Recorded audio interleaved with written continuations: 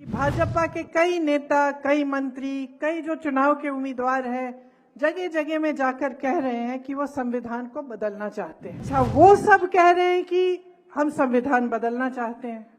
मोदी जी जब मंच पे आते हैं तो कहते हैं कि ऐसी कोई बात नहीं है। जो करने जा रहे हैं वो बात हमेशा वो अपने छोटे नेताओं से, मंत्रियों से कहीं कहीं बुलवा देते हैं और सबसे पहले शुरू में उस बात को नकारते हैं। जैसे ही सत्ता फिर वापस आती है तो वही चीज करते हैं जिसको इन्होंने नकारा था।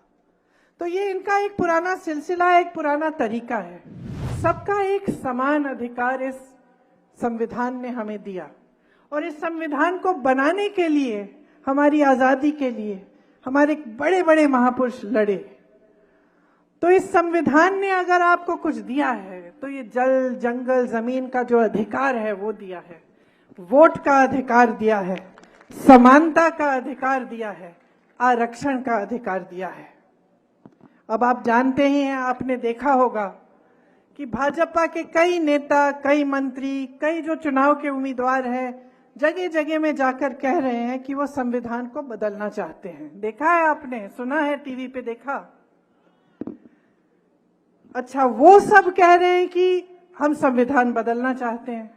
मोदी जी जब मंच पे आते हैं तो कहते हैं कि ऐसी कोई बात नहीं है। लेकिन अगर आप इनका इतिहास देखो और देखो कि किस तरह से ये लोग पिछले 10 सालों से किस तरह से इन्होंने इस देश में अपना राज चलाया है, तो जो करने जा रहे हैं वो बात हमेशा वो अपने छोटे नेताओं से, मंत्रियों से कहीं कहीं बुलवा देते हैं और सबसे पहले शुरू में उस बात को नकारते हैं। तो शुरू में क्या कहते हैं कि चलो एक उम्मीदवार से कहलवा दिया, एक मंत्री से कहलवा दिया, किसी और से कहलवा दिया और हम मना करेंगे कि भाई हम ऐसा नहीं करने जाएंगे। जैसे ही सत्ता फिर वापस आती है तो वही चीज करते हैं जिसको इन्होंने नकारा था। तो ये इनका एक पुराना सिलसिला, एक पुराना तरीका है। आज हमने देखा कि कितनी खतरनाक चीज कह रहे हैं कि इनके लोग कह रहे हैं कि संविधान को बदलेंगे। इस संविधान ने ही आपको अधिकार दिया, तो इसको बदलने का क्या मतलब है? इसको बदलने का एक ही मतलब है बहनों और भाइयों, कि ये लोकतंत्र को और भी दुर्बल बनाना चाहते हैं, कि इस देश की जनता को दुर्बल बनाना चाहते हैं। 10 सालों में उन्होंने ऐसा कोई काम नहीं किया जिससे हमारा लोकतंत्र, जिससे आपके अधिकार, चाहे आदिवासियों के अधिकार हो, चाहे दलितों के अधिकार हो, चाहे किसी आम जनता के अधिकार हो, उनको मजबूत करने का काम नहीं किया है, सिर्फ उनको कमजोर करने का काम किया है। और जितने भी ऐसे संस्थान हैं जो लोकतंत्र को बचाते हैं, जो आपको बचाते हैं, आपके अधिकारों को बचाते हैं, उनको कमजोर किया है। चाहे आप मीडिया को लीजिए, एक जमाने में जब हम लोगों की सरकार होती थी तो मीडिया हर रोज हमसे सवाल उठाती थी, हर रोज कहती थी कि भाई सरकार ये गलत कर रही है, वो गलत कर रही है। और ये अच्छा होता है लोकतंत्र के लिए। किसी ने उन्हें टोका नहीं, किसी ने उन्हें जेल में नहीं डाला, किसी ने उनका मुंह बंद नहीं किया, किसी ने उन्हें खरीदने की कोशिश नहीं की।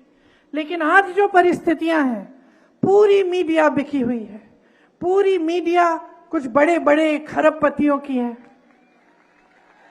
आपको सच्चाई दिखती नहीं है, तो आपको कौन सी सच्चाई दिख रही है? 2 अलग सच्चाइयां हैं। एक तो आपको दिख रहा है कि जो टीवी पे दिखता है कि बड़े बड़े काम हो रहे हैं, देश आगे बढ़ रहा है, हमारी अर्थव्यवस्था बहुत तेजी से आगे बढ़ रही है और सब चमकीला, सुंदर दिखता है। कभी G20 की बात होती है, कभी किसी और चीज की बात होती है। जब भी मोदी जी दिखते हैं अकेले मंच पर, उनसे ये आपको पता चलता है कि कितने एक इंसान की कितनी सत्ता है, कितने बड़े नेता बन गए, यही बताया जाता है।